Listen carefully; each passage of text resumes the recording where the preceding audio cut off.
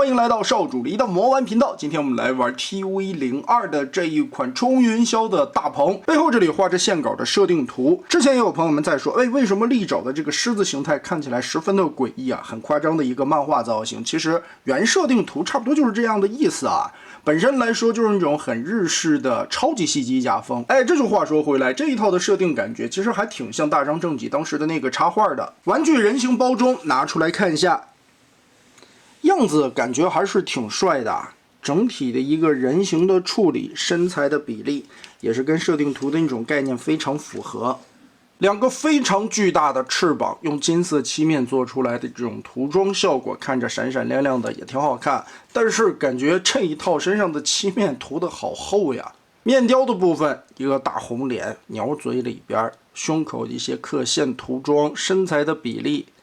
腿部的包裹程度，脖子這裡點頭抬頭幅度挺大的，左右旋轉要讓開下巴的位置才可以擰360。肩膀平舉差一點點90度，因為肩胛這一塊的造型也是限制住了。360度旋轉可以擰過來，二頭肌根部左右這裡可以旋轉。屈臂的話，這裡是2段關節，团起来的幅度非常大。小臂內側因為要藏這個拳頭，所以有一個偷胶的窟窿。手腕左右可以旋轉。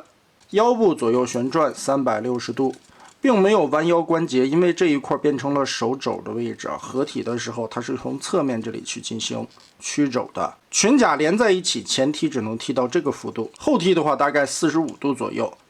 側抬也是因為裙甲的限制，大概70-80度。大腿根部360度旋轉，膝蓋彎折將近90度。腳踝左右整腳接地，但是好在腿部這裡從胯到腳踝全部沒有使用球形關節，唯一的球形關節也就是肩膀的這個軸。玩具剛從盒子裡拿出來，是背包和人身分離的。在扣合的時候注意，肩膀後方這裡有2個半圓的凹槽掐這個軸，然後中間有一個外擴的滑槽，從上往下跟這樣貼緊凹槽滑進去，壓緊。這個扣合的還是非常緊實的，变成人形高度在9.5公分左右。別看個頭不大，拿起來倒還是挺有分量的。畢竟背後的翅膀這裡占了很多的零件面積，而且料子給的也很厚實。那我們來直接變形一下。变形第一步，摘下小槍，從後面這裡看，它這個的穿軸位置在側面啊，所以它只能從這個方向往裡邊旋轉。接着把這個握把往前折疊，收納起來。另外一邊鏡像往這邊折。看好這個軸的位置，靠哪邊就往哪邊折。利用這2個插孔，我們把武器搭載到後背。尾巴這裡的金色零件可以按自己的需求進行旋轉，這個地方的軸也挺多的。变成人形，為了區分，我把它打開了。变成鳥形態，我們把它對合起來，中間有扣子，跟這裡結合一下。頭部的變形，順着這個關節拉長，然後鳥的嘴巴合起來，拳頭。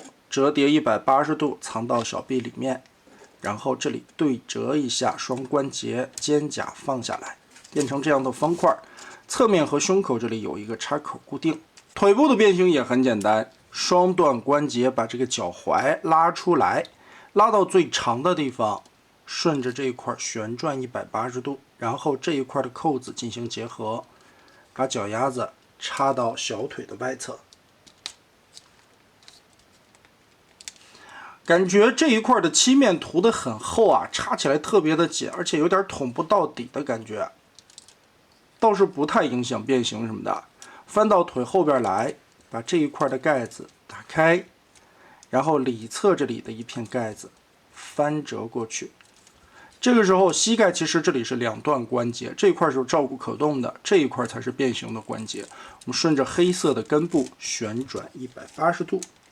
讓一下這個爪子的位置，把它完全藏起来。翻到這一側，再把蓋板蓋上，金色的鳥爪子放下來。身體全部整理好之後，最後別忘了一步，背包根部有一個雙段關節的伸縮，我們拉出來，把它往下方的位置滑動一下，讓這個背包更靠後。好，大鵬的這個鳥形我們就變形完成了。相對來說，變形的過程還是非常簡單的，而且整個的動物仿生形態拿捏的還是不錯的。翅膀這裡1段關節，2段關節，前後還可以跟這樣忽閃。擺出來飛翔的姿態，仿生性能做得很好。腿部因為也是人形的腿嘛，所以這裡邊的可動範圍也非常的大。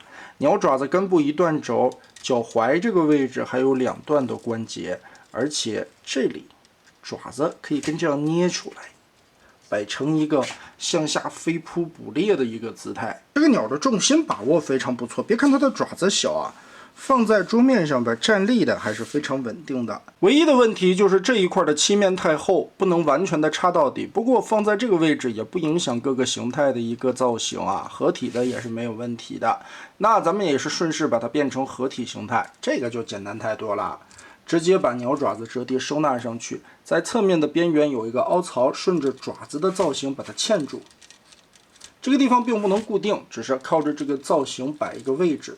雙腿中間其實是並沒有卡扣的，打開可以看到中間這裡有2個插扣，將來以後是扣手腕的那個軸，這樣去鎖定起來。然後整個的背包，我們順着肩膀後方這裡的滑槽，把它摘下來。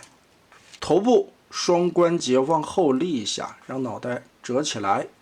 肩膀打開這一塊的卡扣，向後旋轉90度，在後背側面這裡又有一個插扣進行定位。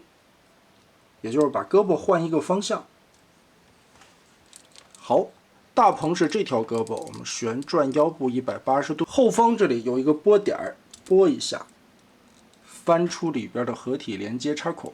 我們把背後的泡摘掉，把這塊拉開，順着裡邊看，這兩邊有2條棍子是插腰部的連接鎖扣，把它拉出來，向後翻折，把腦袋順着這裡邊。1段捲動，2段捲動，這個板子打開，然後根部這一塊的雙關節再壓回來。它合體的大頭是連接在了大鵬的背包上邊。在和大鵬合體的過程中，也是糾正一下上一次合體形態的一個錯誤啊。可以看到這2個胳膊的高低程度是不一樣的，因為這一套沒有說明書嘛，我也是一直在研究它的變形過程啊。打開這個胳膊。在獸形的狀態下，它其實是一個斜着擺放的角度。我們拉開可以看到，側面這裡有2個凹槽，一個是斜着擺放的，這個是在獸形狀態下，還有一個是垂直豎下來的，這一塊是它合體時候插的位置。把它平着插進去。也就是說，從側面看，胳膊拐成豎着下來的90度，哎，這個就對了。掏出背包下方這裡擺下來的腰夾，這裡有2個圓樁，對應的是腰後方這裡的2個洞。拉起來，從腰後方這裡看一下，讓這2個圓樁和這2個孔完全的插合進去，壓到最底下。領子側面這裡有2個掛鈎，跟手臂的位置給它掛上。前方的面板又有2個凸起的位置。插在鬃毛的後方，正好把鬃毛攤開，折疊一下下方這裡的多段關節對準，給它扣進去。手臂安裝，打開這一塊的腿部，直接順着這裡把它滑到底，然後再把這個屍腿拉過來扣合。最後肩炮的插合位置在這個孔，方頭的衝外，圓頭的衝內。